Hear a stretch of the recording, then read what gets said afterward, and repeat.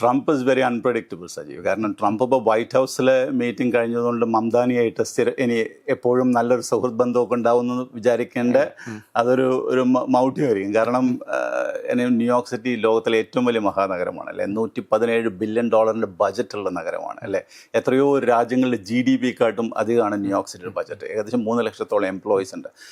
അപ്പോൾ ഈ hard line immigration policies പല നഗരങ്ങളിലും ട്രംപിൻ്റെ പോളിസീസാണ്. ഇപ്പോൾ ഷിക്കാഗോയിൽ അദ്ദേഹം നാഷണൽ ഗാർഡ് സൈന്യത്തെ വിന്യസിച്ചു, അതുപോലെ തന്നെ ലോസ് ആഞ്ചലസിലും വിന്യസിച്ചു, അതുപോലെ തന്നെ ന്യൂയോർക്ക് സിറ്റിയിലും മംദാനി ഇലക്ഷൻ ജനുവരി 1 ശേഷം അത്തരം ഒരു നടപടിക്ക് സാധ്യതയുണ്ട്. അപ്പോൾ ട്രംപ് വെറുതെ ഇരിക്കുമെന്നില്ല. മംദാനി ഒരിക്കൽ കണ്ടതുകൊണ്ട് Mamdani is a great guy, I work with എന്നും പറയാറില്ല. ഇപ്പോഴും ഫെഡറൽ ഫണ്ടിങ് എടുത്തു കളയും എന്നാണ് പറഞ്ഞിരിക്കുന്നത് ന്യൂയോർക്ക് സിറ്റിയുടെ. അത് പുനഃസ്ഥാപിക്കുന്നതെന്ന് അദ്ദേഹം പറഞ്ഞിട്ടില്ല. അതുകൊണ്ട് മംദാനി ഒരു ട്രംപ് ഒരു ഫൈറ്റ് ഉണ്ടാവാനുള്ള എല്ലാ സാധ്യതകളുമുണ്ട്. കാരണം ന്യൂയോർക്ക് സിറ്റി പോലുള്ള നഗരത്ത് ട്രംപിനും ട്രംപിൻ്റെതായ ആധിപത്യം സ്ഥാപിക്കണം. He's from New York.